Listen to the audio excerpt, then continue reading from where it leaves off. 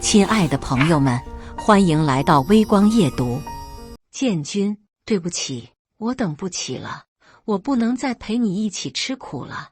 这是相恋6年的女友李小丽对我说的最后一句话。我为了不让她吃苦，自己吃了3年泡面。为了给她妈买金戒指，我卖了父亲留给我唯一的遗物。可现在，她却挽着一个开宝马的男人，告诉我6年的付出一文不值。我妈说的对，要怪就怪你没本事。她发来的最后一条短信，像一把刀插进我的心脏。我以为我失去了一切，一个来自京城律师行的电话，却让我成了身价10亿的合法继承人。接下来开始我们本期故事，记得点击订阅并开启小铃铛。建军，厨房里那盘红烧肉火候差不多了，你端出来吧。未来丈母娘王桂芬翘着兰花指，故意亮出新买的金戒指，头也没回地吩咐道：“我叫陈建军，今年30，是个软件工程师。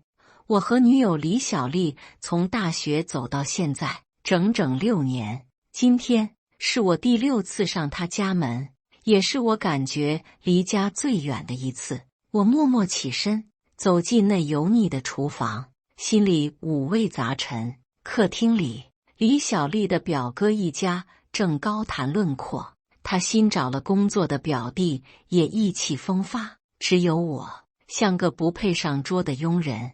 6年来，我为了我们的未来拼尽了全力。大学时，小丽家里困难，我兼职2份工，给她买她想要的裙子和手机。她第1次面试的正装，是我跑遍了折扣店，用自己半个月的工资淘来的。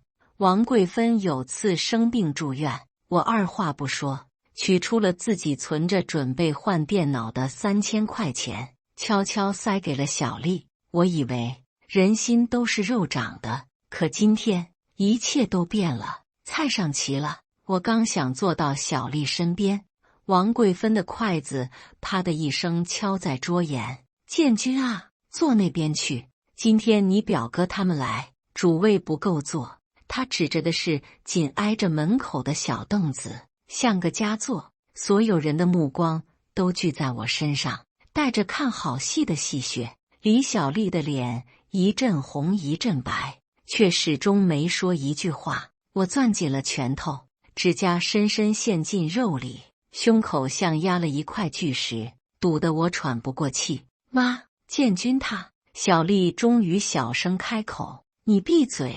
王桂芬眼睛一瞪：“丽丽啊，妈是过来人，爱情不能当饭吃。你看看你表哥，给亲家换了多大的房子，再看看你，跟了他6年，得到了什么？连个像样的首付都凑不齐。”他声音尖利，像一把刀子，一刀一刀割着我的尊严。阿姨，我正在努力，我们公司前景很好，我很快就能。很快是多快？王桂芬冷笑一声，从兜里掏出一大串钥匙，在桌上拍得叮当响。看到没？这是隔壁张浩家的钥匙，人家里开了个小厂，最近刚提了辆宝马。人家昨天跟我说了，他对我们家小丽很有好感。张浩，那个油头粉面的小子，我的心瞬间沉到了谷底。我看向李小丽，她的眼神躲闪，不敢与我对视。那一刻，我全明白了，这不是一次普通的家庭聚餐，这是一场鸿门宴，一场对我的公开审判。陈建军，你是个好人。一直沉默的李小丽终于开口了，声音里没有一丝温度。但我等不起了，我妈说的对，我不能再陪你一起吃苦了。吃苦？我自嘲地笑了，笑的眼泪都快出来了。我为了不让你吃苦，自己吃了3年的泡面，给你买最新款的手机。我为了给你妈买那个金戒指，把我爸留给我唯一的念想，那块老上海牌手表给卖了。这些你都忘了吗？李小丽的脸色变得更加苍白，但王桂芬却一脸不屑。一个破手表能值几个钱？我们小丽值得更好的。陈建军，人贵有自知之明，没钱就别谈什么爱情。这顿饭就算是我们请你的散伙饭了。好一个散伙饭！我站起身，环视着这一张张冷漠又得意的脸。6年的感情，6年的付出，在他们眼里原来一文不值。我没再多说一个字，转身走出了那个让我窒息的家。门在我身后重重关上，也关上了我的过去。走在冰冷的街上，手机震动了一下，是李小丽发来的短信。别怪我，也别怪我妈，要怪就怪你没本事。我看着那行字，删掉，然后将她的号码拉黑。天大地大，仿佛没有我的容身之处。我回到自己那个10几平米的出租屋，看着墙上我们曾经甜蜜的合影，只觉得无比讽刺。就在这时，一个陌生的号码打了进来，我本不想接，但他执着地响着。我划开接听键，声音沙哑：“喂，你好，请问是陈建军先生吗？我是京城环球律师事务所的王律师。受您远在海外的三叔公陈四海先生的委托，通知您一件事。”三叔公，我脑子里一片空白。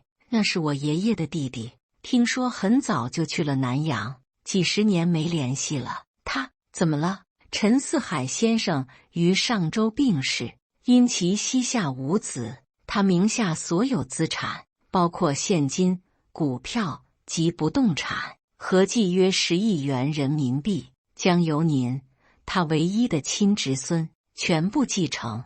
你说多少？我以为我听错了，耳朵里嗡嗡作响。王律师耐心地重复了一遍：“先生，是10个亿，请您尽快带上有效证件来我们律所办理相关手续。”挂掉电话，我呆坐在床边，看着窗外城市的灯火，感觉像做了一场荒诞的梦。半小时前，我还是一个为首付发愁，被女友全家嫌弃的穷小子。半小时后，我成了亿万富翁。我拿起桌上那张合影，看着照片里笑靥如花的李小丽，缓缓地笑了，只是那笑容里再也没有一丝温度。我走到镜子前，看着镜中那个双眼通红、一脸窝囊的自己，我告诉自己，老实人陈建军在今晚那顿散伙饭上已经死了。从今往后，活着的是一个全新的只为自己而活的陈建军。过去6年，我活得像条狗，祈求着他们的认可。从明天起，我要让他们知道什么是真正的主人。第2天，我向公司递交了辞呈。部门经理是个40多岁的中年男人，看着我的辞职信，一脸鄙夷：“陈建军，是不是觉得我们这庙小，容不下你这尊大佛了？别以为自己写了2个破代码就了不起了。离了公司，你什么都不是。”我没有争辩，只是平静地说：“世界那么大，我想去看看。”他嗤笑一声，大笔一挥，签了字，仿佛在赶走一只苍蝇。走出写字楼，阳光刺眼，我深吸一口气，感觉整个人都轻松了。第1件事，我打车直奔全城最高档的别墅区云顶山庄。售楼处的销售小姐看我穿着普通的 T 恤牛仔裤，是从出租车上下来的，眼神里立刻带上了3分轻视，懒洋洋地递给我一张宣传单：“先生，我们这里是本市的顶级豪宅，起步价都是3000万，言下之意，别在这浪费时间。”我没理他，径直走到沙盘前，指着位置最好、视野最开阔的一栋楼王别墅，问：“这栋多少钱？”另一个看起来更资深的销售经理走了过来，礼貌而疏远地笑道：“先生，这栋是我们的楼王，不对外公开销售，是为我们集团的贵宾预留的。”我点点头，拿出王律师给我的那张黑金卡，轻轻放在桌上。这栋以及它旁边那栋我都要了。我看着那位最初接待我的销售小姐，语气平淡，但你没资格接待我。那位经理看到黑金卡的瞬间，眼睛都直了。他立刻换上一副无比恭敬热情的笑脸，亲自为我端茶倒水。不到半小时就办妥了所有手续，2栋别墅，总价1.8亿，全款付清。拿到钥匙的那一刻，我拍了一张别墅院子的照片，想了想，没有发朋友圈，而是点开了一个已经拉黑的号码，将照片单独发了过去，配文是：谢谢你让我知道，有些人不配住进这样的房子。我相信李小丽能看懂。拥有了新的住所，我开始规划我的未来。那10亿不是一串数字，它是我重塑人生的资本。处理完遗产手续，我大部分的钱都交给了专业的理财团队，自己则留了一部分现金。我想做的第一件事是把我父亲留下的那块老上海手表赎回来，那是父亲留给我唯一的念物，上面有他亲手刻下的平安2字。为了王贵芬的虚荣，我卖掉了它，这是我心里的一根刺。我来到当初卖掉手表的那家当铺，老板还认得我。老板，我之前当在你这的那块上海牌手表还在吗？我想赎回来。老板翻了翻账本，一脸为难。哎呀，小兄弟，真不巧，那块表成色不错，前2天刚被一个老板买走了。我的心猛地一沉，卖给谁了？能告诉我联系方式吗？我愿意出2倍的价钱。这不合规矩啊！我直接从包里拿出10万现金，拍在柜台上。现在合规矩了吗？老板眼睛一亮，立刻把买家的电话给了我。我拨通了电话，对面是一个沉稳的男生。我说明了来意，表示愿意高价赎回。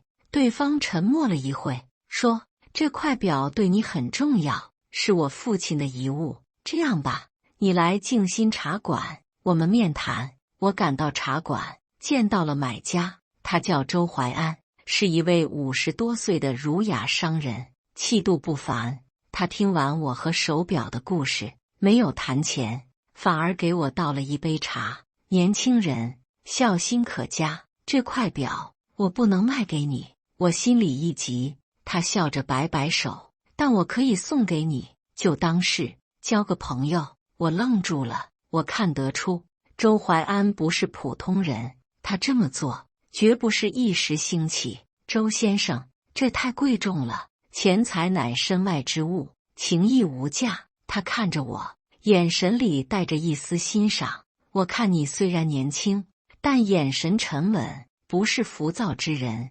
正好我最近有个项目，缺一个信得过的技术合伙人，你有兴趣听听吗？我没想到一次赎回手表的经历，竟让我遇到了未来的事业伙伴。周怀安做的是前景广阔的人工智能产业，我们一见如故，聊得非常投机。告别了周怀安，我心里充满了对未来的憧憬。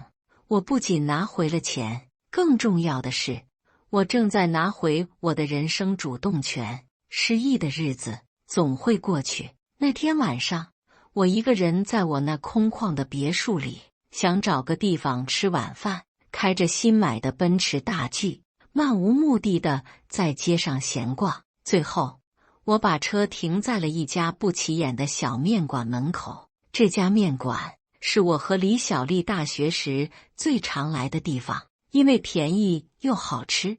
我记得有一次我生病，他就是在这里给我打包了一碗热腾腾的牛肉面。物是人非，我要了一碗牛肉面，坐在角落里默默地吃着，面还是那个味道，可吃着吃着眼眶就红了。6年的感情说没就没，怎么可能一点都不难过？我强忍着不想让一个大男人在外面流泪。就在这时，一张纸巾轻轻地递到了我的面前。我抬起头，看到一个穿着朴素白裙子的女孩，正一脸关切地看着我。她长得很干净，眼睛像一汪清泉。是她，她是这家面馆老板的女儿，叫苏婉晴。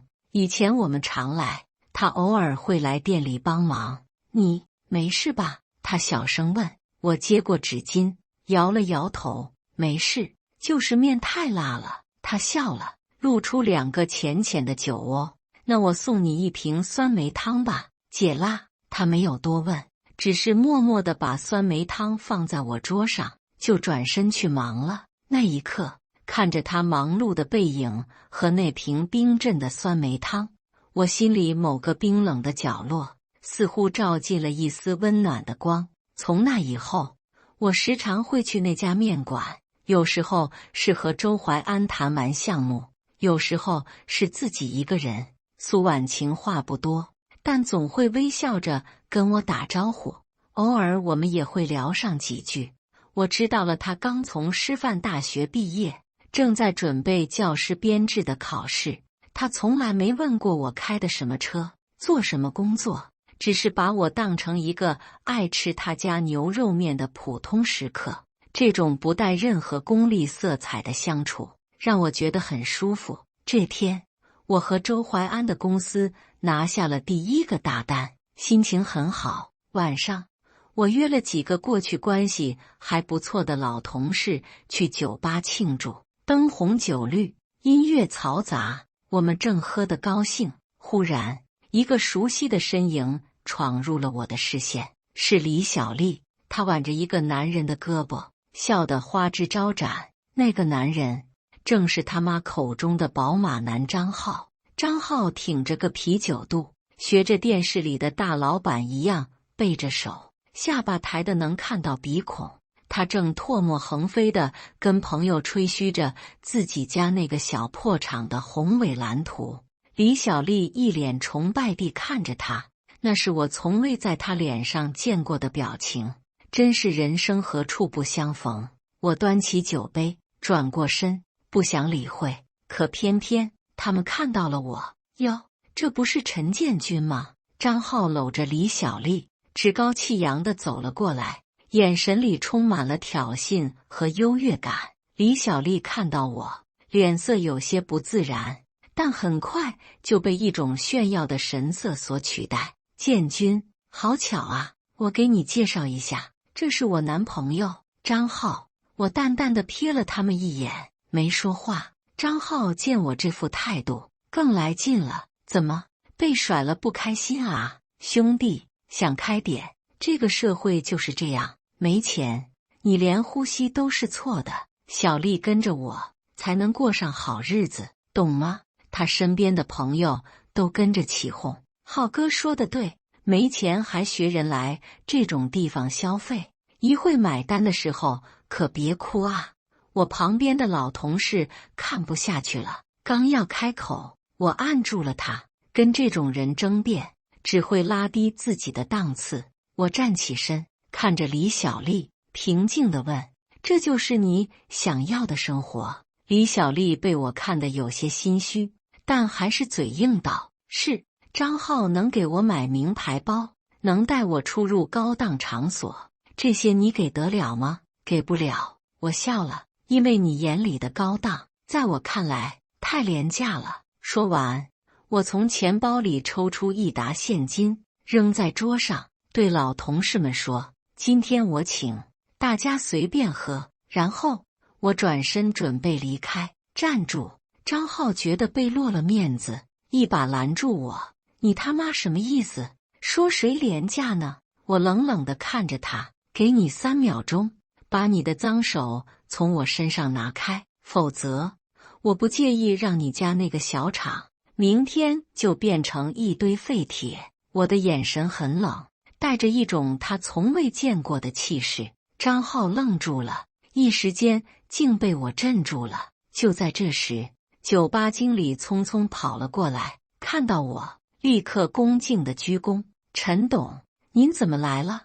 也没提前通知一声，我好给您预留最好的位置。陈董，张浩和李小丽都傻眼了。经理没理他们，谄媚地对我说：“陈董，您楼上的专属包厢一直为您留着呢，要不要上去坐坐？”我摆摆手：“不必了。”遇到几只苍蝇，坏了兴致。说完，我不再看他们一眼，径直离开了酒吧。身后是死一般的寂静和无数道惊疑不定的目光。我知道，从今晚起，李小丽的世界要开始崩塌了。日子一天天过去，我和周淮安的公司步入正轨，业务越做越大，我也越来越习惯现在的生活。偶尔，我会开车载着苏婉晴去郊外散心，她坐在副驾驶上，安静地看着窗外的风景，从不过问我的车是租的还是买的。我喜欢和她在一起时那种回归本真的平静。这天是我预定的那辆劳斯莱斯库里南到店的日子，我给苏婉晴打电话，想约她一起吃个饭，顺便去提车。婉晴，我正好路过你家面馆，一会我载你。好啊，我刚考完试，也想放松一下。她的声音总是那么温柔。我开着大 G 来到面馆，苏婉晴已经等在门口。她今天穿了一条淡黄色的连衣裙，更显得清纯可人。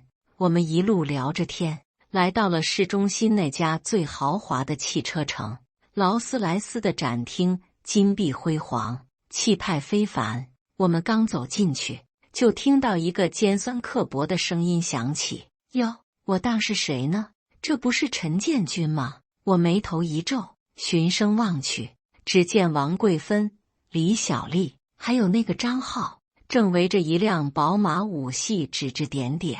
王桂芬双手叉腰，一脸刻薄；李小丽则挽着张浩的胳膊，脸上带着虚荣的满足，真是阴魂不散。王桂芬上下打量着我和苏婉晴，鼻子轻蔑地哼了一声，还故意凑近了闻了闻我身上的味道，嫌恶地皱起眉，一股穷酸味儿。怎么辞了职，傍上富婆了？他把苏婉晴当成了那种保养小白脸的女人。苏婉晴的脸瞬间就白了，有些不知所措。我把她护在身后，眼神冷了下来，嘴巴放干净点。张浩看到我身后的奔驰大 G， 眼中闪过一丝嫉妒，但他得意地拍了拍宝马的车盖，像是抚摸着自己的功勋章。开个二手大 G， 神气什么？这车还不知道是租的还是借的呢。我们家马上就要提这辆最新款的宝马了，全款。他特意把全款2个字咬得极重，说完还挑衅地看了我一眼，用口型无声地说了2个字：穷鬼。李小丽也附和道：建军，别看了，这里不是你该来的地方，赶紧回去吧，别在这丢人现眼了。他们的声音很大，引得周围的销售和客人都朝我们看来，指指点点。我看着他们那副小人得志的嘴脸，忽然觉得很可笑。我没有动怒，只是平静地看着他们表演，就像在看一场蹩脚的猴戏。王桂芬见我不说话，以为我被说中了痛处，更加得意了。丽丽，别理他了，让他自己在这酸吧。我们赶紧办手续，妈还等着坐新车兜风呢。就在这时，一个穿着西装、戴着金丝眼镜，看起来像是总经理的人，一路小跑着从办公室出来。他径直掠过了正在炫耀的王桂芬一家，在我面前停下，然后毕恭毕敬地向我鞠了一个90度的躬。陈董，您终于来了。您预定的那辆价值1200万的库里南已经为您准备好了。您是现在办手续，还是我们直接给您送到府上？整个展厅瞬间安静的落针可闻，时间仿佛在这一刻凝固了。张浩脸上得意的笑容瞬间凝固，像是被人当头泼了一盆冰水，嘴巴无意识地张开。刚点燃的香烟从嘴角掉下来，都毫无察觉。王贵芬手里的名牌包啪嗒一声掉在地上，她那双画着浓重眼线的眼睛瞪得像铜铃，死死地盯着我，那眼神里混杂着极致的震惊、贪婪、悔恨，仿佛看到了一座会移动的金山。而李小丽，她的脸色煞白如纸，身体摇摇欲坠。她看着我，又看了看身边的张浩和那辆在他眼中无比高档的宝马。那辆宝马在展厅角落里那台如巨兽般的库里南面前，渺小的像个玩具。他的眼神从难以置信变成了绝望。陈董，王贵芬的声音都在发颤，她脸上立刻堆起了比哭还难看的笑容，快步走到我面前。建军，不，陈董，您看，这都是误会啊！阿姨刚才跟你开玩笑呢。我冷漠地看着他，就像在看一个陌生人。谁是你阿姨？一句话让王贵芬的笑僵在脸上。李小丽也反应了过来，她一把推开旁边的张浩，冲到我面前，眼泪瞬间就流了下来。建军，对不起，都是我不好，是我有眼无珠，你原谅我好不好？我们重新开始，我们有6年的感情啊！他想来抓我的手，我后退一步，避开了。我们之间，在你发那条短信的时候就结束了。我的声音里没有一丝波澜。然后我转向那位总经理，指着张浩那辆宝马，淡淡的问：这辆车卖出去了吗？总经理连忙说：还没，这位先生正在办手续。很好，我拿出黑金卡，这辆车我也要了。所有人都愣了。我刷卡买下后，把车钥匙扔给张浩，送你了。张浩和王贵芬母女都懵了。我淡淡一笑，